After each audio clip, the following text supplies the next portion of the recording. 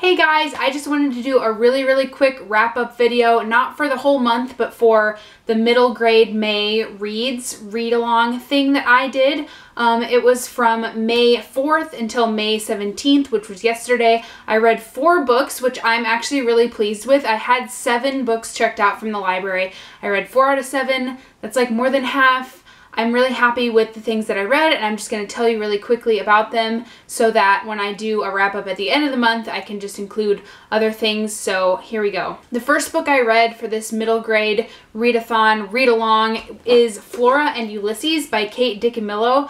This was a really cute book. I think I gave it 3 out of 5 stars. It's about a girl who finds this squirrel who gets sucked up by a vacuum and then suddenly has superpowers. So if you can't tell from that, it was really fun. It also had some depth to the themes as far as like acceptance and friendship and family. So it was really quick and it was really good, and I would definitely recommend it. The next book I read was called Wonderstruck, and it's by Selznick. What I really liked about this book was that it was kind of told in 2 different storylines. There was Rose's story, which is told in pictures, and Ben's story, which is told in words. And their story also intersects towards the end of the book. I don't want to give away more than that because it would be a spoiler, but I really liked this book. It had a lot of emotion. I think the pictures have a lot of emotion, which is really interesting to me. It's a really cool sort of hybrid way to tell a story, very similar to his other novel, The Invention of Hugo Cabret. So if you read that and you enjoyed it, I would recommend this. If you haven't read that one, I would still recommend this. Really both of them, because even though they're really long, it doesn't take long to read this because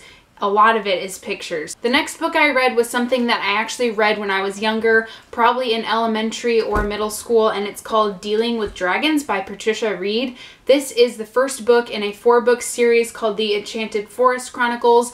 This was really good. Honestly, I didn't remember anything about this when I reread it, and it was just amazing. It's a sort of fantasy story about princesses and dragons and wizards and different enchanted things and people. It's just really fun because you think of like, oh, the princess gets captured by a dragon and then she has to be rescued. But this princess goes to the dragon and she says, "Don't bother me because I like it here." So really fun. I think I'll probably read the next books in the series because they are so short and so fun. And yeah, so really great. This was published originally in like 1990, which is another reason why I think it's really interesting that it subverses a lot of those typical fantasy tropes, and really strong examples of female characters in this, because the main character is this princess who's really headstrong. She has a bunch of princess friends that are really strong, and even the main dragon in this story is a female. So really good. The last book I read for this readathon was called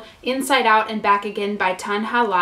This is a story about a 10-year-old Vietnamese girl who has to leave Vietnam in 1975 because of the war. She has to relocate with her whole family over to the United States and sort of adapt to her new life there. And what was really interesting about this was that I thought it was a very balanced view of what happened at that time. Again, it is through the lens of a child, which is very interesting, but she describes a lot of, you know, the sadness of leaving her country and the sadness of coming to a new place, even if America did have a lot of opportunities for her and it was maybe a better place to go.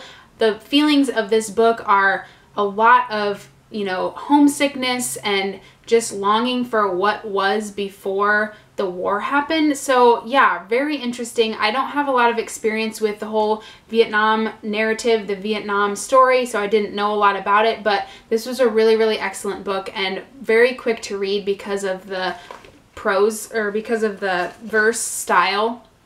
So I would highly recommend that.